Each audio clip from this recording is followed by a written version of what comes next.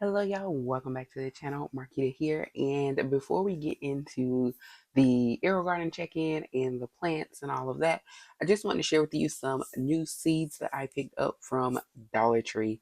Yes, Dollar Tree. Now, we all know it's more like $1.25 tree now. It has changed quite a bit. And so the items that used to be $1 are now $1.25. However, one thing that they have always had is are seeds, and these seeds are for $1.25. They used to be for $1, so they have gone up. But these are the same seeds. This is the American Seed brand. You can find them at Walmart, Lowe's, any of the garden stores. You see them everywhere.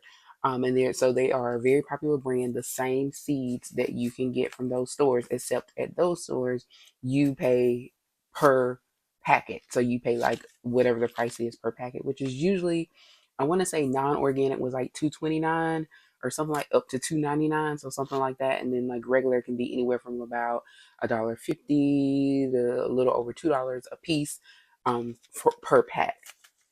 So getting four for $1.25 is a great deal. And I know people have said different things. They're like, oh, Dollar Tree seeds, who knows if they're any good? They probably won't grow. I can say that I have purchased several packs from Dollar Tree for years, over the course of years, and I really haven't had too many problems, especially with the floral seeds. So they have food seeds as well as floral seeds. So if you're just looking for something to make your garden pretty or your balcony or any outdoor space, you just want to plant some flowers, they have some great floral seeds as well. And they also fall under the four for $1.25. So it's mix or match. So you can get, if you just want a couple of things for the garden and maybe you want to get some flowers as well, you can mix and match that too. But I think people have been put on to the Dollar Tree seeds, because when I went, the section was pretty much picked through, and I don't know if that's because they had a lot of boxes where they were stocking, so I don't know if they were just starting to get the things in, so maybe they had put out what they had, or if people really had run through them. My friend in North Carolina was like, in her store they had run through them, so I don't know what the case was here, but I'll check back. I went to the Dollar Tree closest to me. There's another one that I might check, so just to see if they have any, and or if they put any more out, or if people have hit all the dollar stores or not. Like I said, you can still pick up seeds from Lowe's. I even went in Kroger today and they had the burpee seeds. Target sells them. I know people are feeling however they feel about Target, but they sell them too. Target does typically put them on sale somewhere along the way. They also sell the Back to Roots brand, which is an organic brand, which I buy. But a lot of these are non-GMO seeds as well. So it doesn't have to be organic to be non-GMO, and that's the main thing a lot of people want to look at. So this brand, American Seed, as you can see at the bottom, it says our seeds are always 100% non-GMO, which means that they do not contain any genetically modified um, materials or pieces or whatever. So that is there. So what I picked up of what was left and what I actually like or would like to grow, because they had more. They had watermelon, they had cantaloupe, they had beets, radish, and a variety of different beans, like green beans varieties, and squash, and a few other things. I don't eat squash, so I didn't get it, and I don't eat any of those other things. They also had some lettuce ones, but I already have my lettuce, so I don't need that. So they had more than what I picked up, but these are some that I either don't already own, or things that I actually were willing to grow or would like to grow. Some of these may be Aerogarden growths, and then some of these I may try and plant outside. So I picked up some chives, which, if you guys know, this is kind of like oniony in the onion family. I'm probably will try and grow these in the Aerogarden, just because I've grown some before with the Aerogarden packets. So I haven't done it from my seed, but I have done it from the Aerogarden one. So I know they will grow pretty easily in the Aerogarden as well. So we have those. This one I picked the Blue Lake 274, or also known as a bush bean. So like for a string bean type thing, they had quite a few different options of beans to choose from, if you are into beans. And that one, of course, I will grow outside.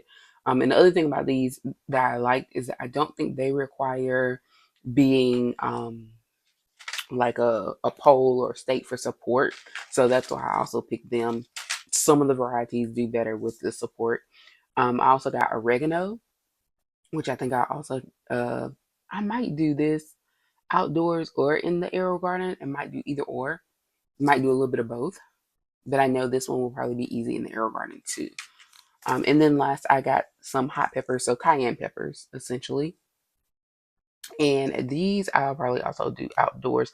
These are the Spanish variety of cayenne peppers, so the long, thin cayenne peppers. If you guys remember, I grew some peppers last year too, and I want to get back to my sweet heat peppers, and I think I want to get a few years ago when I lived in Herndon, Virginia, and I had a beautiful balcony space. I grew some Roma tomatoes, and they were, or I'm sorry, not Roma, sunrise tomatoes, and they kind of have, they are named like that because they look kind of like a sunrise. They kind of have the yellowy orange coloring to them, and they came out beautiful. So I would like to try and grow those again. They're also known as like sauce tomatoes because they're really good for making like, sauces, like pasta sauces and whatnot, red sauce.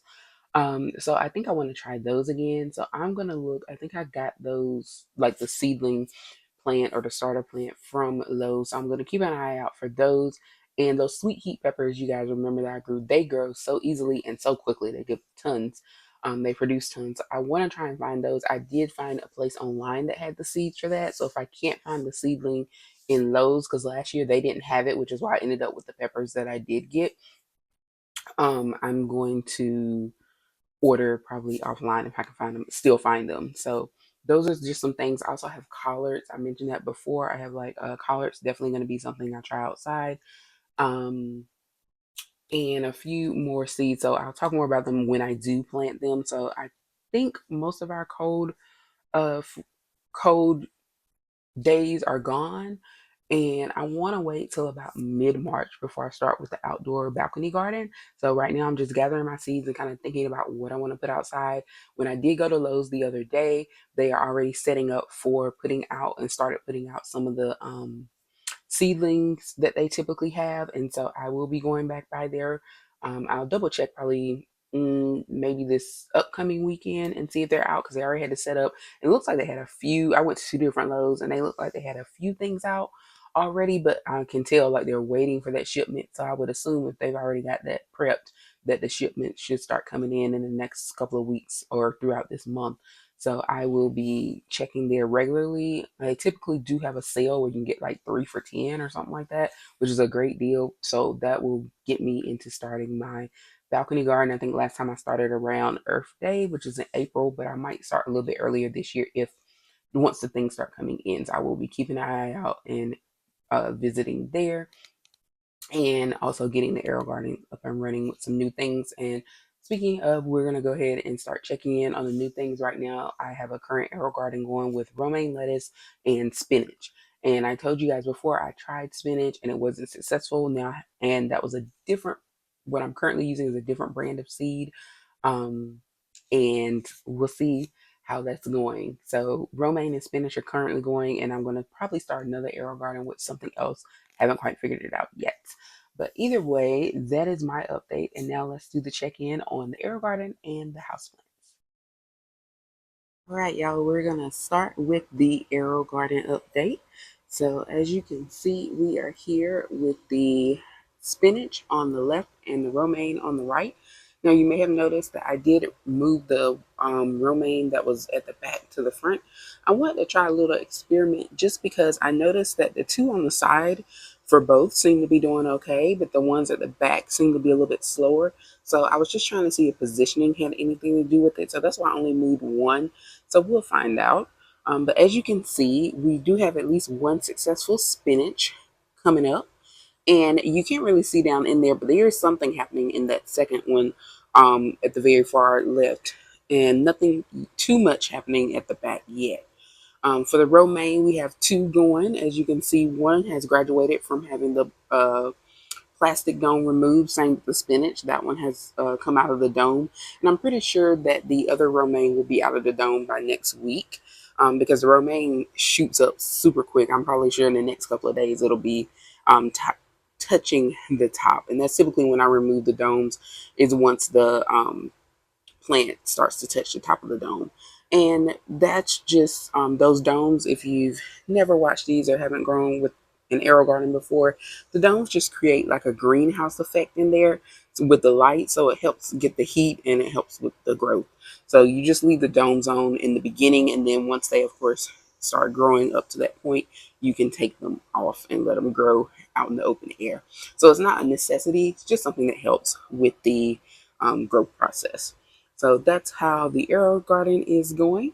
And really, the only other update that I have for you guys is with the propagation, because I did finally move that one last peperonia plant that I was working on, or that I was propagating, into soil. So I'll show you that, and that's about it. All right, so here we are. As you can see, there's my Dieffenbacher plant that I've moved over here by the window. Seems to be okay for now. If I notice any signs of it starting to look a little unhappy or unhealthy, I will move it away from the window. But I think because the temperatures are starting to stabilize and be a little warmer, and we're past the below freezing nights and days at this point, I think it'll be okay, even though it is drafty by the window. Um, and then here is the new propagation in the blue um, vase here. There's actually a self-watering. So what I did is I reused one of those like starter cups that you see when you go to like Lowe's or wherever you buy the little plants. It's in one of those, and then I put that in, and there's a string in there, and then there's water. It's sitting like in the water, absorbing. So we'll see how that works. I did use root hormone on the bottom, so hopefully that'll help it continue to grow and latch on, and it'll be successful. And that'll be my first peperonia propagation, and it's sitting right next to its original plant right here.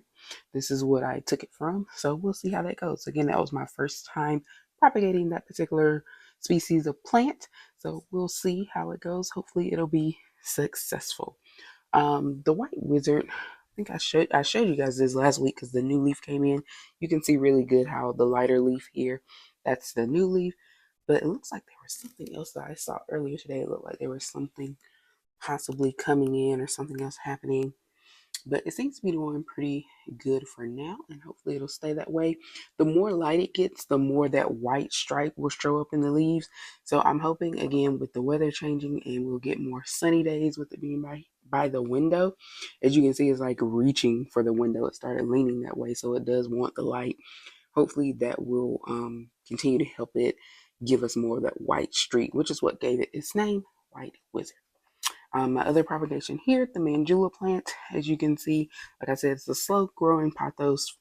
So who knows how long it'll take for new growth to appear there, but it seems to be healthy if nothing else. So thank you so much for watching. Please be sure to like and subscribe, and I will see you next Sunday.